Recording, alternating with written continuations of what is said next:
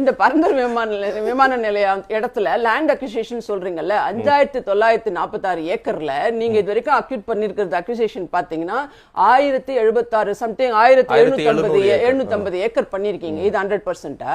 என்ன கணக்கு இது? எந்த ஒரு கணக்கு இது? காந்தி 100% முடிஞ்சிருச்சு. சரி, இது 100%. அதான் கேக்குறேன்.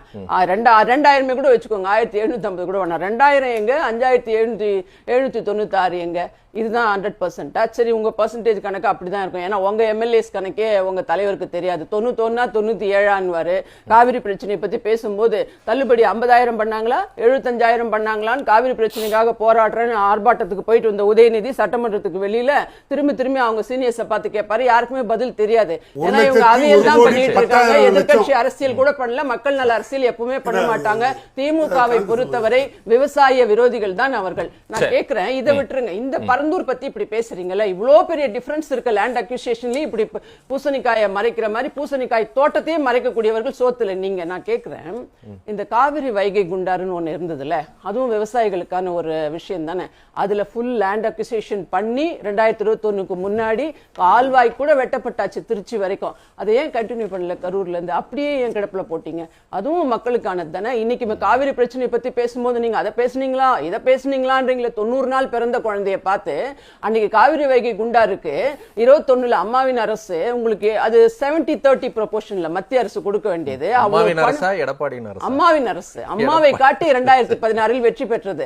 எடப்பாடியாரால வெற்றி பெற முடியல. அம்மாவின் அரசு அன்னைக்கு ஒதுக்குச்சு. அதுக்கப்புறம் அங்க 350 கோடி ஒதுக்கப்பட்டது. அதுக்கப்புறம் அது 550 கோடி மத்திய அரசு கிட்ட வாங்கி கால்வாயில் லேண்ட் அக்விசிஷன் முடிச்சு கால்வாய் வெட்டி இன்னும் கொஞ்சம் தூரம் ராமநாதபுரம் வரைக்கும், அதாவது நம்ம கரூர்ல இருந்து தொடங்கி திருச்சி தாண்டி நம்ம புதுக்கோட்டையில இருந்து அந்த பக்கம் சிவகங்கை தாண்டி ராம்நாடு வரைக்கும் போகும்போது ஏன் கொஞ்சம் தூரம் நீங்க காவிரி ஆறு கொண்டு வந்திருக்கணும்ல? காவிரி வைகை குண்டாருக்கு ஏதாவது ₹1 ஒதுக்குனீங்களா? அதே போல சென்ற ஆட்சியில கூட்டுறவு கடன், இந்த ஆட்சியில 90 நாள் குழந்தை 6000 கோடி ரூபாய் கூட்டுறவு விவசாய கடனை தள்ளுபடி பண்ணிருக்கு. ₹1 தள்ளுபடி பண்ணீங்களா?